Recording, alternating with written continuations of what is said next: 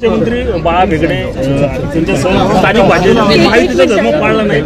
बाळा भेगडेंनी राजीनामा देखील दिला होता। ते आता भाजपमध्ये आहेत का आणि असतील तर त्याला भाजपचा छुपा पाठिंबा होता का मावळ पॅटर्नला? मी वारंवार सांगतो, आमच्या महायुतीतच त्या ठिकाणी आमच्या कार्यकर्त्यांनी काम केलं। काही कार्यकर्ते थोडे त्या ठिकाणी वेगवेगळ्या कारणांना नाराज होते, काही थोड्या उमेदवारीमुळे नाराज होते, पण नंतर मात्र आमच्या सर्व कार्यकर्त्यांनी, आमच्या झाडू कार्यकर्त्यांनी महायुतीचं काम केलं।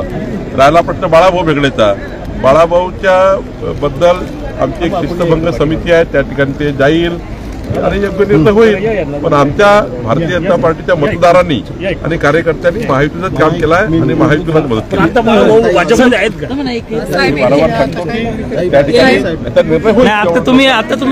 तुम्ही आता नाराजी व्यक्त केली होती, भाषणादरम्यान नाराजी व्यक्त केली होती। मी एवढंच सांगितलं, यावेळी बाळाभाऊनी आमचं ऐकलं नाही, त्या काळात ते नक्की ऐकलं। संतोष देशमुख प्रकरणात पंकजा मुंडे यांनी स्वतःला बाजूला ठेवलं, काय वाटतं? कोणी बाजूला नाही आहे, शासन आम्ही काम करतो आहे, रोजच सर्वांनी बोलणं पाहिजे आवश्यक नाही आहे। आम्ही शासन म्हणून सर्व काम करतो आहे। देवेंद्रजी या ठिकाणी पूर्ण लक्ष देऊन आहे आणि शेवटी मी तुम्हाला सांगतो, आरोपी सुटणार नाहीत, आरोपी सुटणार नाही, त्यांना शासन होईल आणि योग्य शिक्षा होईल।